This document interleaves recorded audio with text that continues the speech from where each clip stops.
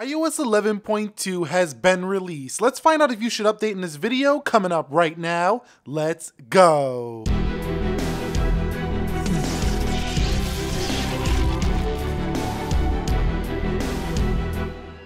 So what is up guys, Nick here helping you to master your technology. You can see iOS 11.2 comes in at 430.7 megabytes on the update here for iPhone 10. It might be a little bit different give or take depending on which iPhone you do have. So you can see the standout feature here is the Apple Pay cash to cash here between iMessage users. Now this is just going to make iMessage even more useful for people who already love using it. It's going to be kind of like a PayPal service built right in iMessage. However, that's not going to be available upon release here for this download due to the fact that Apple pushed this out on the Saturday, which is pretty odd because there was a major calendar bug, which we're going to talk about later. So let's check the storage before I do download. Okay guys, so you can see I do have 240.98 gigabytes before I update. I am on iOS 11.1.2. So I'm going to hit download and install here, and I'll be back when this is done. So you can see we now have been updated to iOS 11.2. Let's go ahead and take a look at the build number of this latest version, iOS 11.2, and see what that is. So going down, you can see it's 11.2, 15C,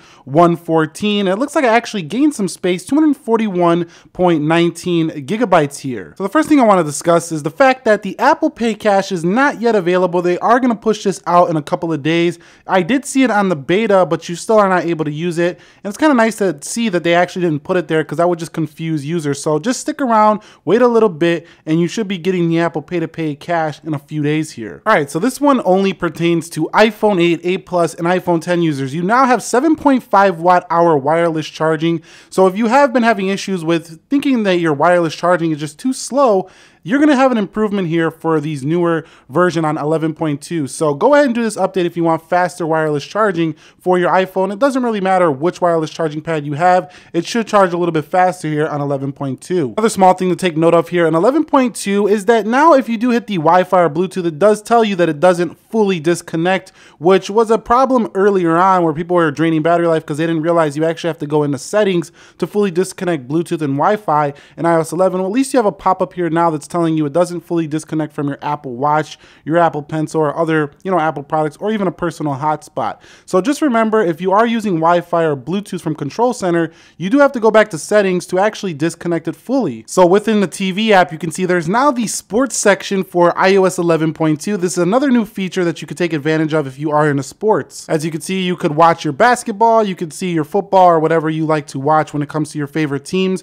So if you're into sports, this is going to be really nice if you do use Apple's TV service. So another new fix for iOS 11.2 is within the calculator. So people were having issues when they were typing fast on the calculator in iOS 11 prior versions, and you can see it's actually a little bit faster now. It doesn't have no animations when you do anything with it. So the calculator should be faster, more accurate, and less buggy here on 11.2. So if you have been having issues with that, you'll see that is no longer an issue here with 11.2. So we also do see some changes to the emojis in 11.2 here, specifically on these camera emojis. Those are slightly different from prior versions. There are a few more tweaks in emojis. I just haven't found them yet. So you are getting a few emoji enhancements here on iOS 11.2. So here's one of the major reasons why this update was actually even released is there was a continual crashing with notifications related to the calendar. It was a huge calendar bug, a lot of complaints here, and that's why Apple actually pushed this out on Saturday, even though Apple Pay to Pay was not quite ready. So we should see that maybe Monday or Tuesday,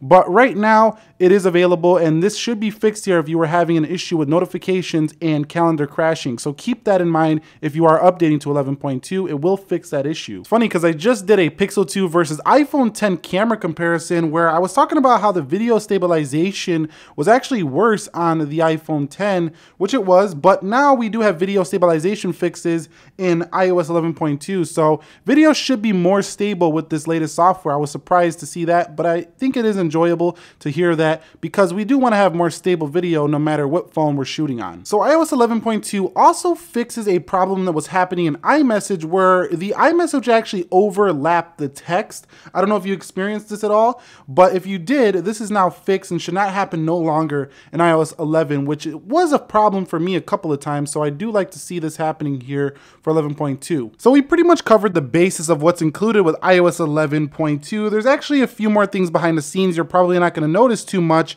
when you do update this, but there was fixes to app icons that were not being arranged properly on your home screen. There was also fixes to Find My iPhone where that was having issues. You also have fixes in real-time text for phone calls for hard of hearing people. In addition to that, we do have voiceover fixes to this update as well. Finally, I want to talk about there was a couple of fixes for Apple Health Kit. So if you are a health fanatic and you're having issues with your Apple Health, pairing with Apple Watch, stuff like that, or tracking, it should be a little bit faster, a little bit more efficient here in iOS 11.2. But other than that, not much to report on with this update. I think that it's a must-do update because iOS 11 has been pretty buggy on pretty much every iPhone right now, and this only further improves it. So go ahead, do the download. You should actually regain some space back, and I'd say have about 500 megabytes available to download. If you found this video helpful, enjoyable, do me a favor, click the like button for me. And if you're new here, consider subscribing for more. Also leave your feedback, questions, concerns, comments down below in the comment section. Nick here helping you to master your technology. Be sure to be well. I will catch you all in the next one, and peace.